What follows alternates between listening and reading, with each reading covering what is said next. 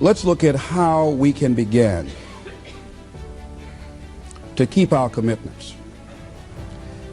Remembering what Dr. Robert Anthony said about results.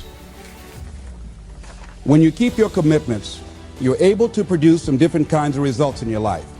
So how can we keep our commitments? And do we keep all commitments? No, we don't. You will not be at 100%. However, you will have a greater percentage rate of maintaining your commitments to yourself, whatever those things might be.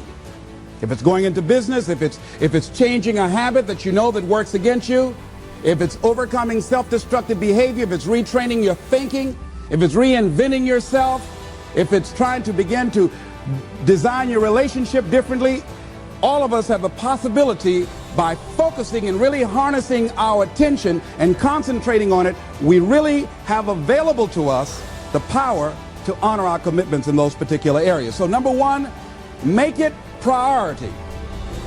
See, no one would go get on an airplane if you thought your chances of getting there to your destination were as good as your luggage. Am I correct? See, and I say the reason that you will reach your destination more times than your luggage will is because the airline, and I'm glad that they do, has made it a priority to move the human beings from one point to the other safely. Not send you off to Boston or someplace with your luggage. So I'm not really upset when my luggage doesn't show up. I'm glad they delivered me, because they've made me a priority. See, they have made delivering you to your destination important. So if you want to honor your commitment, whatever you decide that you're going to do, make sure you make it important. Make sure it is priority. Keep it before you. The other thing is, whatever that you want to do, whatever you want to begin to create and beginning to manifest your greatness and strengthening your level of commitment, and it's really exercising your will.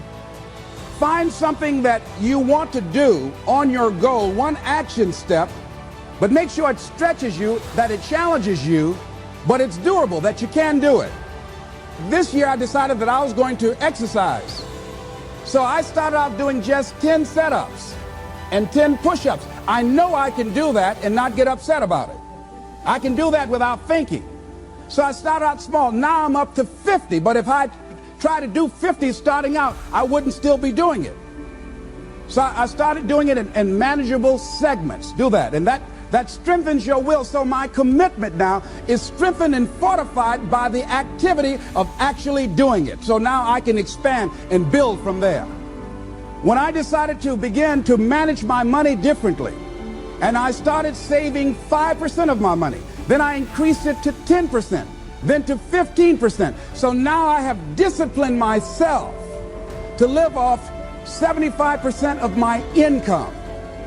I took discipline to do that, but I started watching how I was spending my money. I started keeping a log and following myself. So you want to begin to find something that is manageable, that you know that you can do.